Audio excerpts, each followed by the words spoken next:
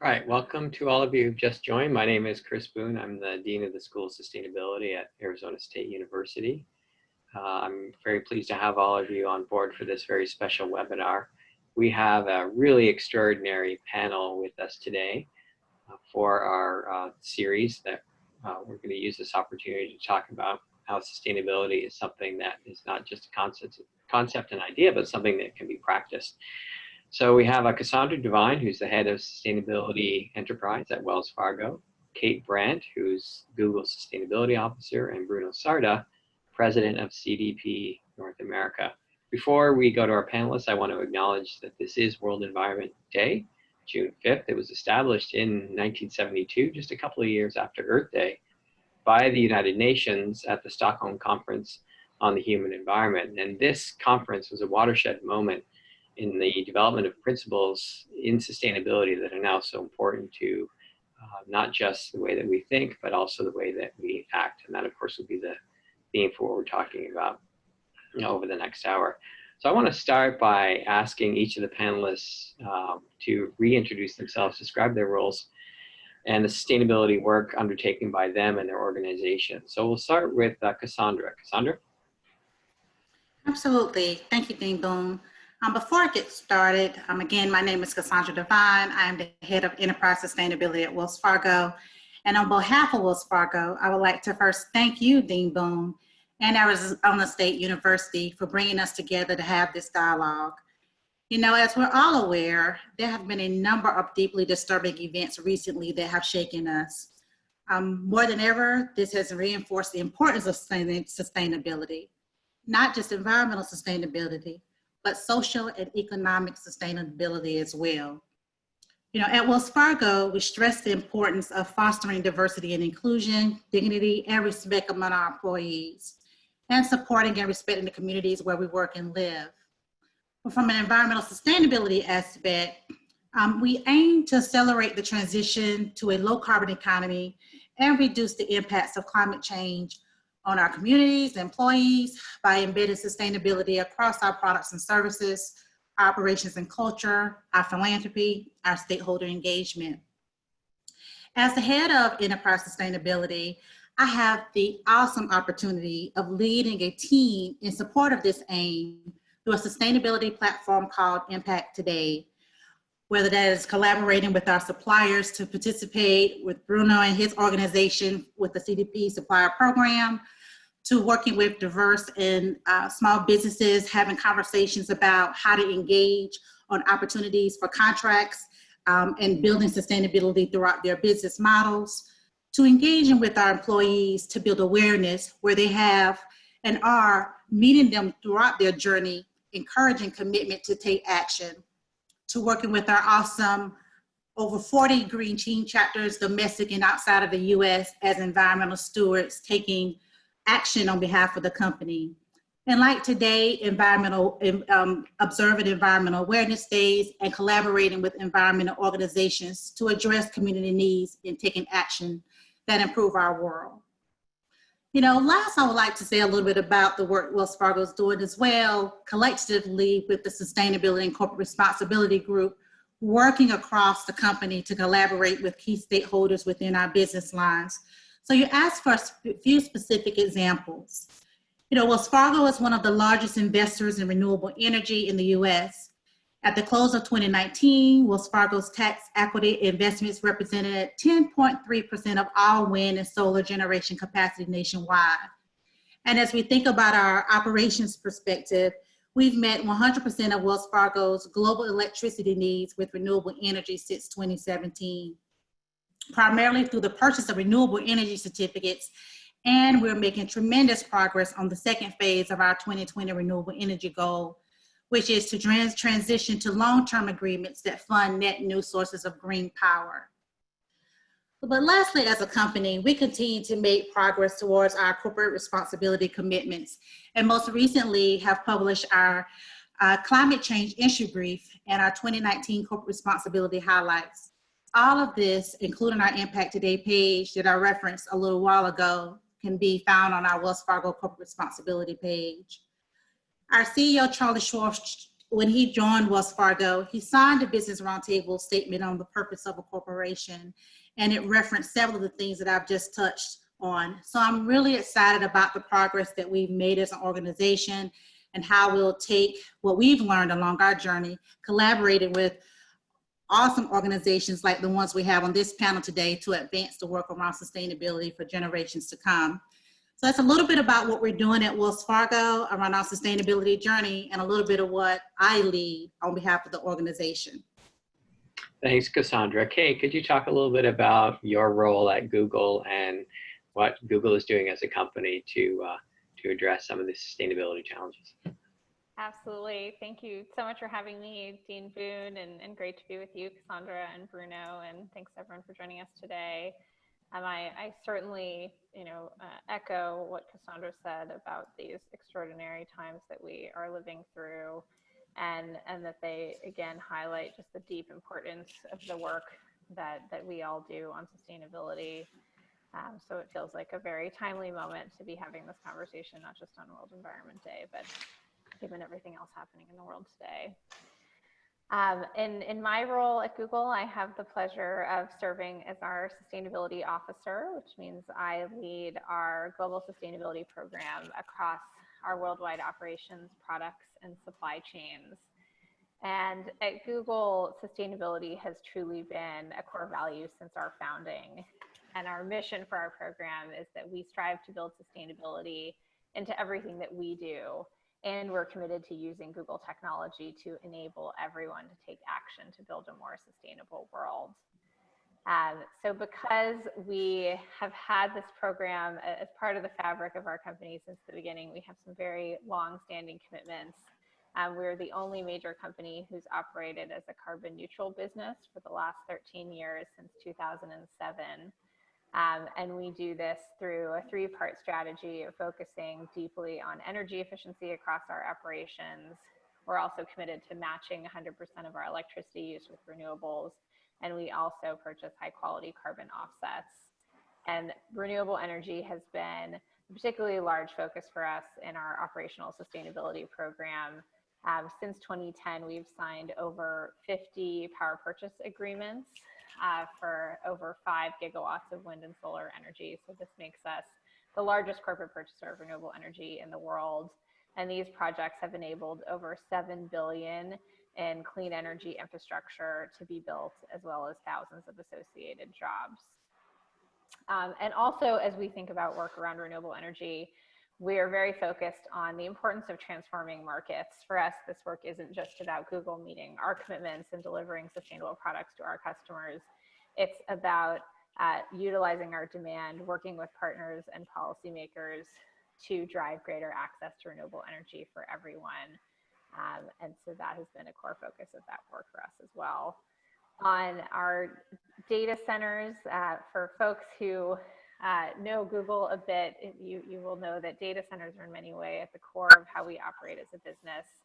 And they deliver all of our products, search, YouTube, Gmail, and the rest 24 hours a day, 7 days a week. And so we are deeply focused on building and operating those data centers as efficiently as possible and utilizing advanced technologies like AI to keep driving even deeper efficiency. And that commitment to sustainability also extends to our offices, where we have over 13 million square feet of LEED certified offices. And again, are looking at the role of technology, for example, bringing it into our kitchens to reduce over 6 million pounds of food waste over the last several years. But as I said, for us, the work does not stop with Google's operations. It's also very much about how we partner with businesses, with policymakers, with individuals. And we have several different technologies that have enabled us to do this very effectively. The first is our Geo Mapping Platforms. And we are working with partners around the world to map the world's forests, our oceans, our fisheries, making it easier for scientists and environmental organizations to take the pulse of the planet and really understand how we can address climate change and other pressing environmental issues. We also are very keen on the role of AI to solve some of the world's toughest challenges, and that includes climate change. And we're using AI in a variety of ways. I mentioned from how we operate our own data centers to improving flood forecasting to create greater climate resilience for communities. So I'm very pleased to be here with you today. Very much looking forward to the discussion. Thanks very much, Kate. Bruno, could you talk a little bit about your role at CDP and what your organization does around sustainability issues? Sure. Well, thanks, Dean Boone and CaSondra and Kate. Pleasure to share this digital stage with you.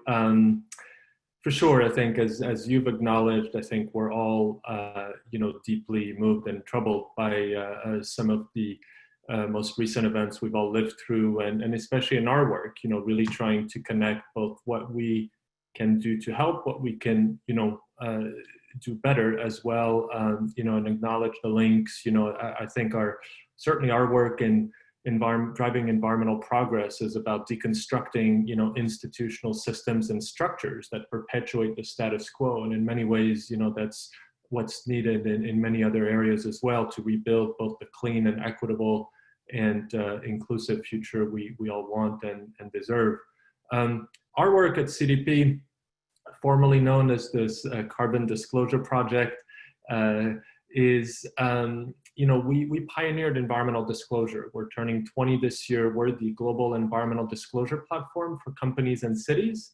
And 20 years ago, we set out to do something at the time that seemed relatively simple, but profound, which was to create a systemic link between environmental information and financial information, so that early days, we worked with a small group of institutional investors who were already thinking these topics would become material to capital deployment and financial risk, but they had no data to work with. There was no information. There was nothing coming out in financial disclosures.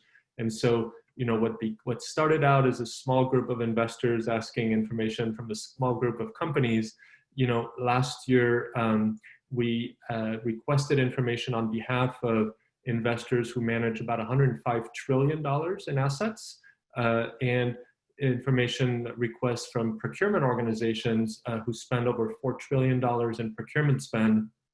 And on their behalf, we collected information from nearly 8,500 companies who represent well over 50% of global market cap, as well as disclosures from nearly 1,000 cities, states, and regions, where almost 1 billion people live, because we're also the global disclosure platform for cities and states, anything smaller than a country, basically. And we do this because, we then generate a very comprehensive and unique data set that then is used by all kinds of organizations for all kinds of ways. We feed basically the entire ESG data ecosystem, this environmental social governance, whether, if you look at a Bloomberg terminal or outfits like, maybe it's Reuters or MSCI and others.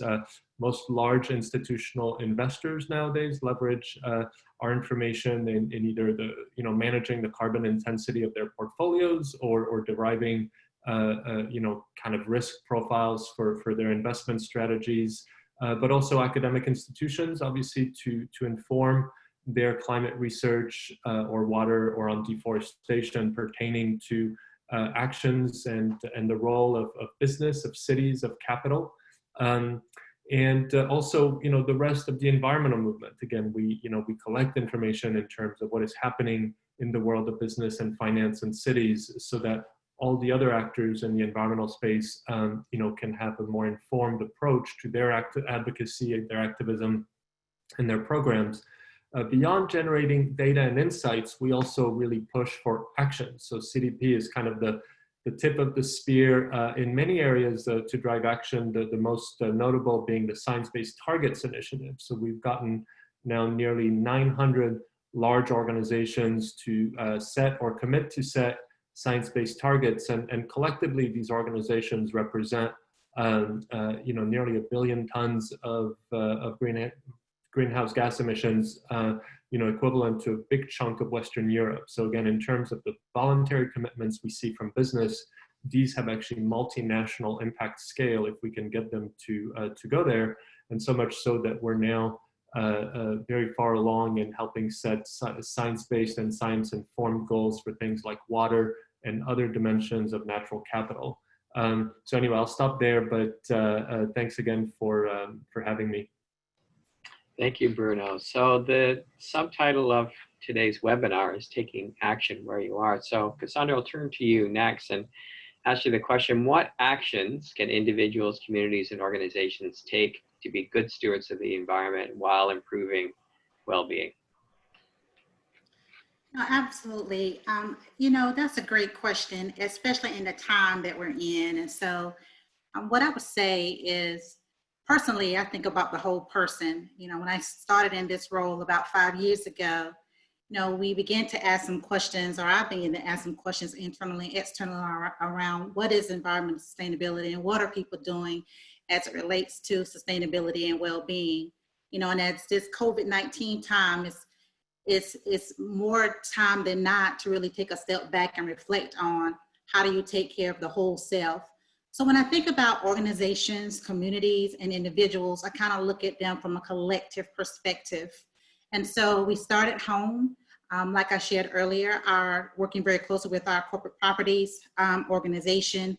We really think about how our employees are, when they come into the space, what is that culture like from a mental perspective to the day in and day outs of them having to work within the space.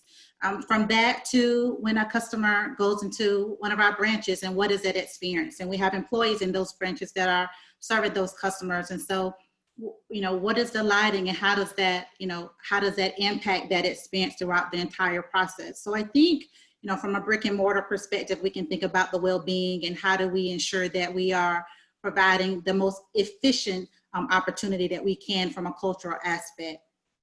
But in addition to that, once we get beyond that, several of us are at home with our families and we're having to take a step back and think about what are the things that we're consuming on a day-to-day basis. And so I'm sure for many of us, what we're cooking has probably changed a little bit. I know for me, I've cooked more in the past couple of months than I have probably in the past couple of years. And so I think all in all, the premise is that the more that we can do individually, the bigger impact we will have collectively, and that together we can all make a sustainable tomorrow. So that could be from anything like making sure that you're turning off all of your electricity before you go to bed at night to make sure that you're getting a better sense of sleep. There are some studies that talks about what lighting does to the body if it's left on. In addition to that, how do we make sure that, from a well-being perspective, I have collaborated and the team has collaborated a lot with our well-being team within human resources. And so how do we make sure that we're reducing the food waste that we're consuming on a day-to-day basis? 33% of all food produced is wasted every year. And that translates to about 1.2 trillion worth of food annually. And so what is it that we can do during this time to try to help minimize some of that? As we start to think about the things that we're consuming in our body from a fluid perspective, making sure that we are drinking the amount of water that's properly, and consuming the water that we can do, and to try to help make sure that we are reducing the types of plastics and things of that nature we can do. So from an overall well-being perspective, I think it starts with the whole person taking a step back and making those strategic decisions to minimize the amount of use that we're doing across, whether that be from the food that we're consuming on a day-to-day basis, to making sure that we're getting the proper rest at night, to taking the steps or walking to that grocery store, getting a smoothie versus getting into our cars. All of these things, as we think about sustainability, really work together. So the more that we can make those simple changes and those simple steps individually, collectively as a world, we can make a huge impact. Thank you, CaSondra. Kate, so more than a few people use Google products every day, and you actually have a large number of employees. So is there anything inside the organization that you do to try to incentivize individuals to take action around environmental stewardship and improving well-being? Yes, absolutely. And I think such a timely question, as CaSondra points out, particularly with so many of us sheltering in place at home or just being home much more. And we've gained some very interesting insights into this point. At Google, we love search trends and we use them to better understand what's on people's minds and how we can provide them the most helpful information. And something that we shared around Earth Day in April was that in the 90 days that preceded April 22nd, searches for how to live a sustainable lifestyle increased by over 4,000%. They increased by 4,550%. And so what that showed us was, you know, the trend that we were already seeing of people wanting to live more sustainable lifestyles has just boomed in this time as people are spending more time at home. So this is something we were already very interested in before COVID, but now we've really tried to put front and center our most helpful information for individuals that can help them do this. So just a few examples I would share in case other folks want to check these tools out as well is Your Plan Your Planet. So this is a tool you can find at g.co/Your Plan Your Planet. And we built this with the California Academy of Sciences, our local science museum here in the Bay Area, as well as the Ellen MacArthur Foundation, the great UK-based circular economy NGO. And basically the concept of this tool is that as individuals, our three biggest impacts on the planet are food, water, and energy usage. And we provide science-based, you know, no cost, easy tips and tricks for people, things like how to put your groceries away in the right place so they last for longer and we're not generating that over a third of food waste that CaSondra mentioned. Tips for freezing your leftovers, the fact that you can save a lot of water actually by putting your dishes in the dishwasher rather than hand washing them, turning down your hot water just a few degrees to save energy, to save some money on your utility bill and still getting a nice hot shower. So tools like that. Other ways, you know, that we have been helping people live more sustainably at home is, of course, our Nest learning thermostat. We also shared around Earth Day that we hit a big milestone with the Nest program that's been around since 2011, which is that we've saved our customers over 50 billion kilowatt hours of energy. And that is comes to 3 billion in energy bill savings. So that's another great way to be more sustainable at home. And also YouTube, you know, we all use YouTube for many different helpful, you know, how-to DIY videos, but it can also really help us on sustainability. And so we have a curated playlist on YouTube for sustainability with topics like how to compost, how to fix our old clothes, turning leftovers into new meals. And lastly is recycling. You know, with us spending so much time at home, Sandra mentioned all of us cooking more than we perhaps have in a very long time. We're generating a lot of you know, plastic containers and glass bottles, and we've all had this experience where you're standing and you're looking in that blue bin and you're saying, gosh, is this really recyclable or not? And so we are trying to help folks with that. So you can ask that question of your Google Assistant. We partnered up with an organization called Earth 911 who have hyper-local recycling information in the US and Canada. And so you can ask your assistant if you can recycle that bottle or that tinfoil and get the right answer. So that's really how we've been thinking about, at an individual level, bringing people helpful information about living more sustainably at home. But we've also been thinking about, you know, you asked also about at the community scale, you know, as we look at the impacts of COVID, many cities have been hit the hardest by COVID. And we've also seen really devastating research insights around the linkage between poor air quality and people dying at higher rates of the virus. And so I think as we turn to conversations about green recovery, cities will really be front and center in those conversations. And we're seeing that, you know, residents don't want things to go back to the way they were. They want to build back better. I saw the stat in the UK, only 9% of people want life to return to normal. You know, they've seen the positive changes like cleaner air, more wildlife, stronger communities, and that's what they want. And so we're also very focused on how do we use some existing platforms that we've already built for cities, like our Environmental Insights Explorer, that's a tool to support cities with climate action planning. How can that data be helpful in this quest to build back better? And also other tools that we have, like our Google Earth engine, where we're seeing organizations and scientists around the world building maps, gaining better insights into air quality data. So those are just a few of the things that are top of mind for us right now.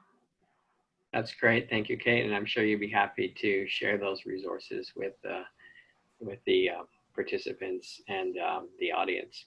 Most certainly. Yeah, great. Bruno, over to you. So what can individuals and communities do to affect change? You know, be actors, not just, you know, sort of passive recipients of whatever happens to them. Sure. Well, already, yeah, lots of good things shared by CaSondra and Kate. I think so far the theme will be there's plenty we can all do at whatever level of scale and influence we have. I mean, certainly as individuals, it's again this idea of assessing, what are our personal impacts. People who live in high density cities maybe have less of a transportation footprint if they have more access to public transit versus those who are in much more suburban environments. So just one, try to understand, do kind of a self-assessment, health check of, where am I driving the most impact? And this is about, cars, it's about food, it's about waste, it's about water use. Simple things, buy green power if you can. 17 states in the US, you have a choice. You can literally buy power from somebody other than your utility, and that means 33 states you can't. So I would say buy green power if you can, and demand it if you can't, because at the end of the day, we all vote with our wallets, and we need to send the demand signals to those who bring the kinds of products and services to market that we want more of. And I think Google was absolutely a pivotal corporate player very early on. I mean, now it's very popular for companies to buy renewable energy because it's cheaper. But the fact is, 8, 9, 10 years ago when Google was signing large PPAs, it was not cheaper. And they really sent the demand signals and started kind of lubricating the system with funds to create, a system that then made everything cheaper for everybody else. So just wanted to shout out, because I think there's just a handful of corporations early on that really made a big difference. And to CaSondra's point, the financing of these projects was also critical. No project gets done if it can't get financed. So I think the way, banks like Wells early on, really looked at project finance and creating and structuring financing mechanisms that made that possible was a huge deal. Certainly as individuals, also just looking at the regulatory landscape at all levels. In our cities, maybe it's looking at, whether it's plastic bag bans or idling laws, and, advocating for different things, or, curbside recycling, all the way up to, demanding that, we live in a country that actually embraces, climate science and stays in the Paris Climate Agreement. At company levels, I'd mentioned this earlier, but clearly companies have a massive power and economies of scale.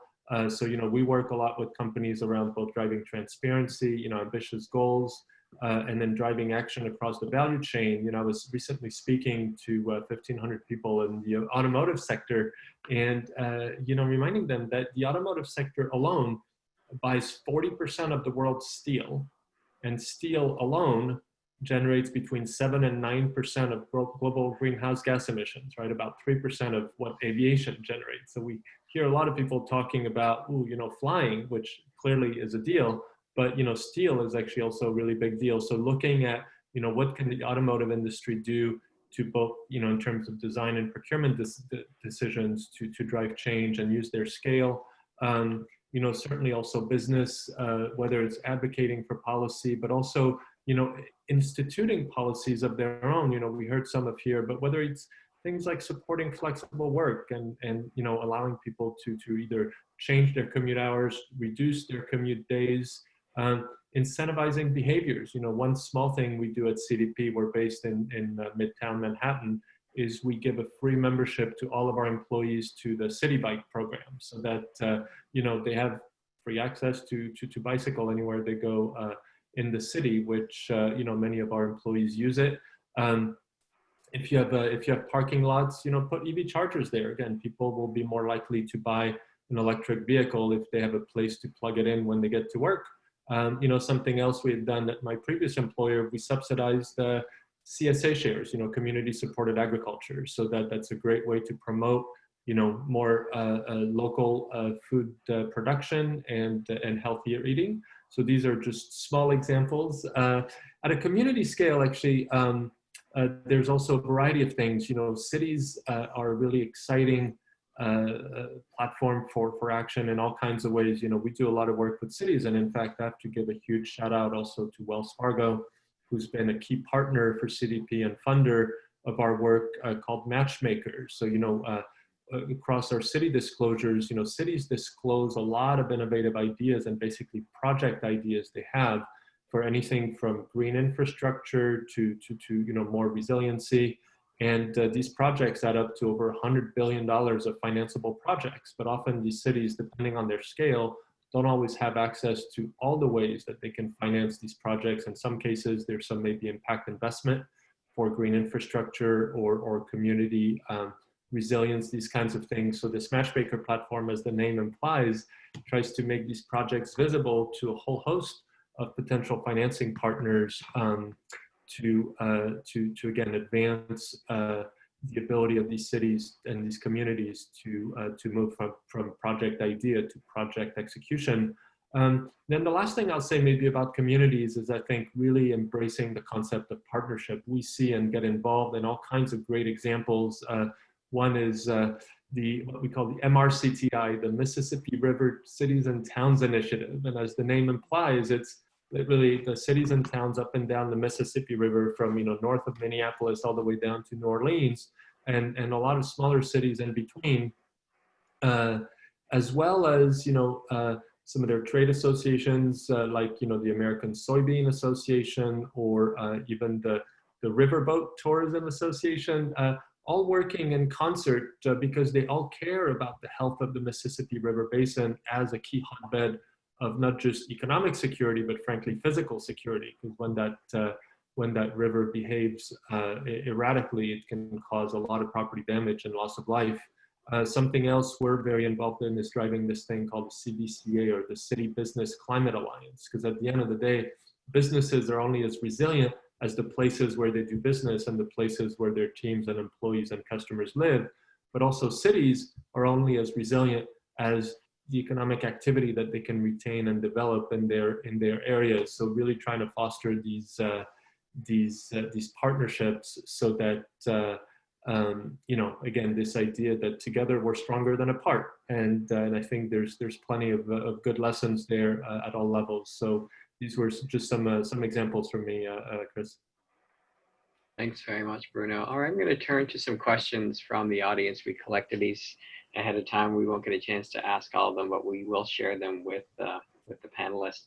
A couple of you touched on this already, and I'd like for each of you to consider the question of post-COVID behavior. And is it possible that we will see a new normal that might allow us to address some nagging sustainability concerns around whether it's air quality or greenhouse gas emissions? So just some thoughts and ideas. This is being recorded, so we'll check in a year's time whether or not you're right. So with that, I'll hand it to CaSondra first, please. Okay, let me see if I'm on mute. Okay, can you all hear me? Yes.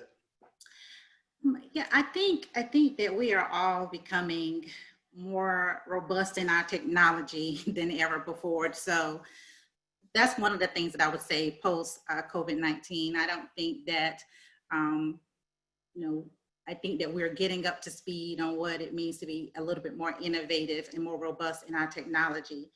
But in addition to that, in my personal opinion, I think one of the shifts in behavior is the way we think about and how we see ourselves from making travel decisions.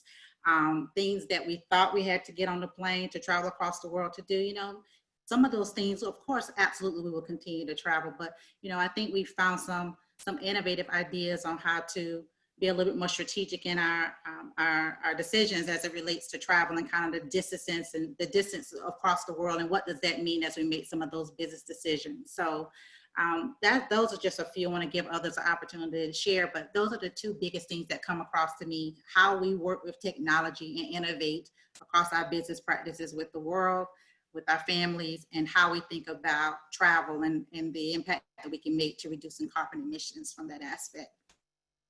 Thanks. Kate, at Google, are you anticipating some changes in how the company operates as a result of what we've seen happen during the pandemic? Yeah, I think similar to what CaSondra was discussing, we certainly have learned a lot about working from home during this time. And of course, at Google, we get to use all of our own products like Meet and all of our shared drives to keep us together and coordinated. And so I think certainly it will influence how we operate moving forward. But also, what our leadership team has shared is that there is something very important about coming together and the serendipity of the meeting in the hallway or in the micro kitchen. And in fact, some of Google's greatest innovations have come out of those kind of connections.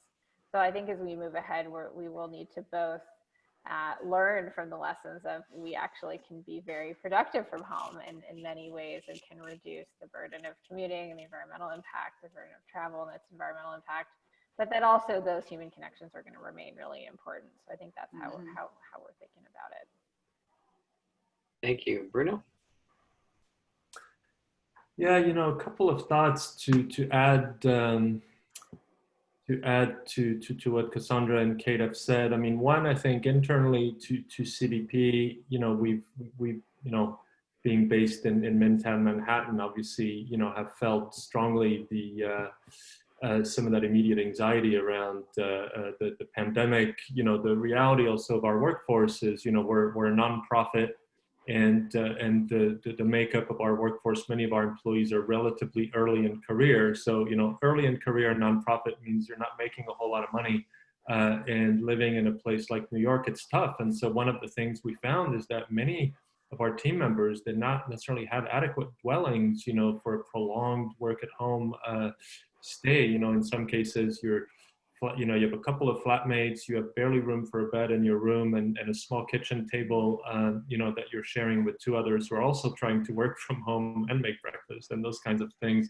So I think, asking ourselves and our team, and we've been engaged in a dialogue, some of our employees have said, if I don't need to be in the office every day, and even if I come in maybe 1 or 2 days a week, or, I might move out an hour or two away from the city, save a lot on rent. And then when I need to come into the city, the increased cost of a train ticket or parking or whatever would be well worth, the reduced expense in rent, along with, the added space that they might have. So I wonder, how much that's going to impact some of these large cities where, people may just rethink, the pros and cons of living in these kind of high density type environments. And so we're trying to think in terms of what are the policies and mechanisms we can put in place to ensure that our team, again, has the space most conducive to them doing their best work.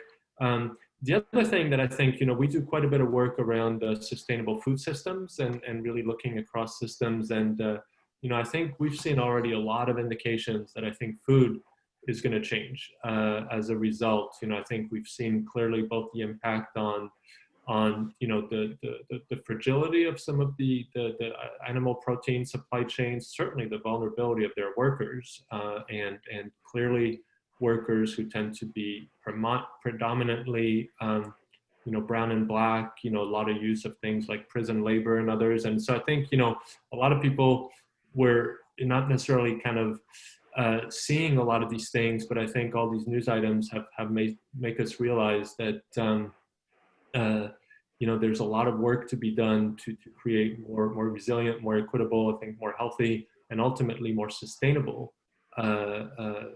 food systems. And I know something ASU is doing quite a bit of work in as well. So I think we're going to see some shifts in some industries. I mean, CaSondra certainly mentioned travel. I think tourism in general, and not just tourism, but also, business and corporate travel. And, I think meat packing, meat production, a lot of our work and deforestation also clearly, between soy and cattle, that's over 50% of deforestation right there. And of course, over 50% of pandemics since the 1940s have been linked to deforestation, including, Ebola, Zika, COVID, et cetera, due to the forced kind of, bringing people closer to wildlife that they wouldn't otherwise be usually closer to. So I think what we'll hopefully see I think some changes in long-term trends relative to some of these aspects of our society. Thanks, Bruno. So we have sustainability pros on this panel, and you've all brought good ideas to your organizations, but inevitably not everyone immediately accepted that these are great, brilliant ideas. So can each of you talk a little bit about how you work to overcome or convince or persuade folks within your organization about the richness and importance of sustainability initiatives? So what are the barriers? How do you overcome them? CaSondra? I think one of the common barriers to making sustainable decisions is to make sure your sustainability goals are aligned with the rest of the organization's goals, including, the financial goals. The way you solve for that is to make sure that sustainability is embedded into the decision-making process, and perhaps more importantly, the planning process. And so as we think broadly around our corporate responsibility goals, we recognize that as a sustainability and corporate responsibility group, we don't make those decisions by ourselves. We're in constant conversations and with our key stakeholders, and that means internally as well as externally. Also, remember that there's almost always a strong economic case to make for sustainability measures like reducing water or energy consumption. And as you go to have those conversations, what is the impact to the bottom line, and how do we integrate and blend and understanding the goals and objectives across the enterprise so that we can make sure that we're going along the journey together. And that's where my role and the team that I work with on a day-to-day basis roles come into. It's really, really, really important as we continue to have conversations from the board to the operating committee all the way throughout the organization, and ensuring that we're going through this process together, recognizing that it's not always an easy conversation as we look to embed sustainability at every level of the organization, but it is an important conversation, and we continue that journey. Thanks, CaSondra. Kate, how do you sell your ideas at Google around sustainability? What are your strategies? I think I'm very lucky, and that, as I said, sustainability has truly been a core value since our founding, and it has grown up inside the business, as I was sharing, from how we build data centers and offices to how we think about our products and, focusing on the user and what the user needs from a sustainability perspective.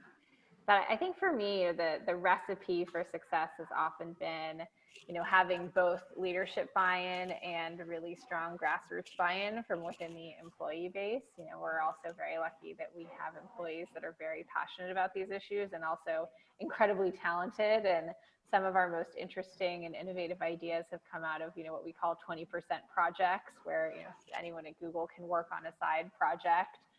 Tools like Project Sunroof, which enables anyone to see if their roof is a good candidate for solar, or the work I mentioned around using AI in our data centers, those started as 20% projects. So I think really both tapping into the passion and the interest of our employee base to bubble up really interesting, innovative ideas that support our broader strategy. And then also really engaging our leadership and having very strong governance structures in place. We have a sustainability board that I convene quarterly that has leaders from across the organization. We engage very actively with Alphabet's board. So I think both that top down and bottom up has really enabled us to do some big things. Excellent. Thanks. Bruno, what do you do to make the sustainability case? To add, I think, to what was said, a couple of things I'll maybe suggest. One is this concept, sometimes, called shared value. Sometimes you can talk about self-interest, but, it's also sometimes what I just say, like, try to swim downstream or with the current as opposed to swimming upstream. So really try to tap into, both the vision, the mission, the culture, the language, and the priorities of an organization. Because obviously anything you try to do that goes against that is way harder. But when you can position sustainability as an enabler, as an accelerator, as a facilitator of something the organization really values, so when I used to work in corporate sustainability, people ask me, well, what do you do? And I said, well, I do three things. I help drive the business, I help reduce risk and improve reputation. And it's like, there's not a single person in the organization who would have said, oh yeah, we don't want that. So then it's like how I do that. And then I would talk about the sustainability work, but the sustainability was more the how than the what. because if you can agree on the what, then it's easier to kind of compromise on the hows than if you think you're having a what conversation. The other thing I'll say is, it's really important if you're going to try to make a case, and certainly an emotional case and a cultural case and frankly an ethical case is important, but in business you also need to make a business case at the end of the day, whether you're going to go save money nowadays, which is prevalent in most renewable energy projects or other things. But it's not always possible to do that, especially when you talk about some of the things CaSondra was mentioning earlier, which is really the social dimensions of sustainability. When you're really talking about, living wages and things, sometimes somebody can, takes 5 seconds to say, how much does this cost? And it can take longer to say, well, what's it worth? And so you need to make sure you're measuring and valuing the right things. As we've seen with COVID, it's way better to spend billions earlier than trillions later. And so, how can you make the case that, things that may not cost us money now are in fact real, if you do the net present value of things like climate risk and those kinds of things, that there's a very strong case for investment now.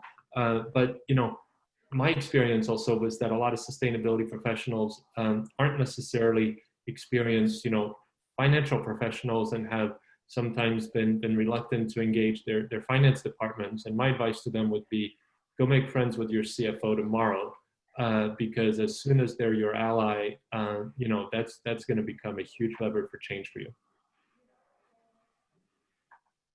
Thank you. Go make friends with your CFO. I'll make a bumper sticker. Make friends with everybody, but including the CFO. All right, thanks.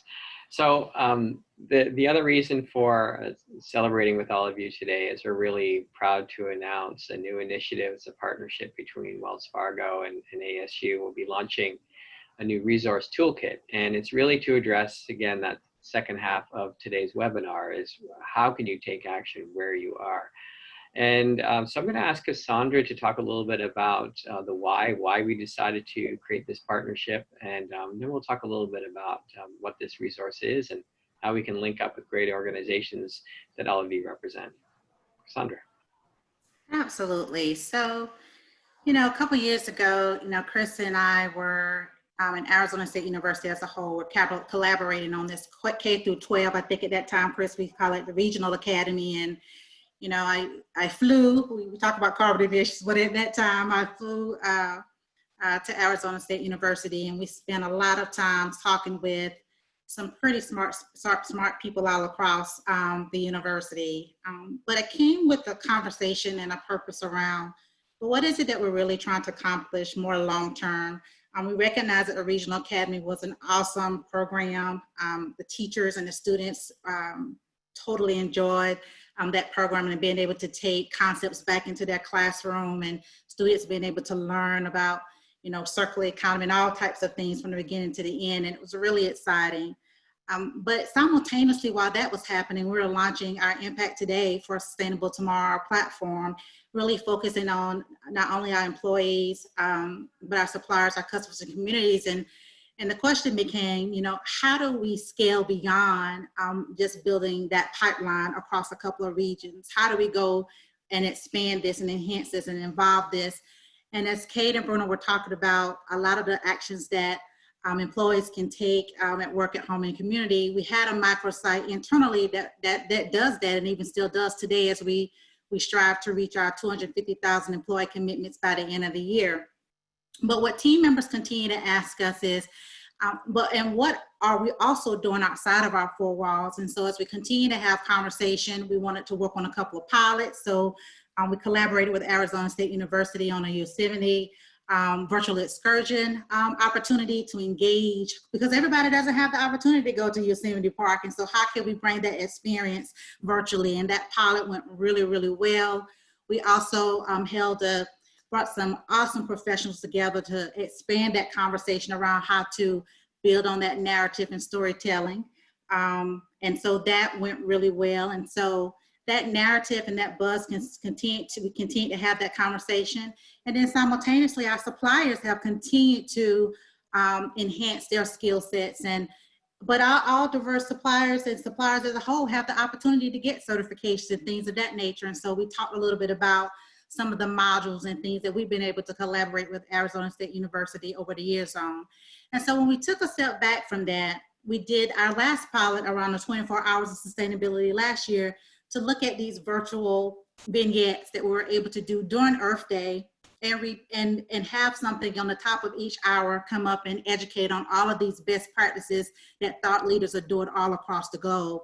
And it hit millions of people via Facebook Live. And I think, Chris, as part of that, you know, we had that conversation and ended that clipping with, you know, 24 hours of sustainability shouldn't just be on Earth Day, it should be every day. And so we put that call to action on ourselves.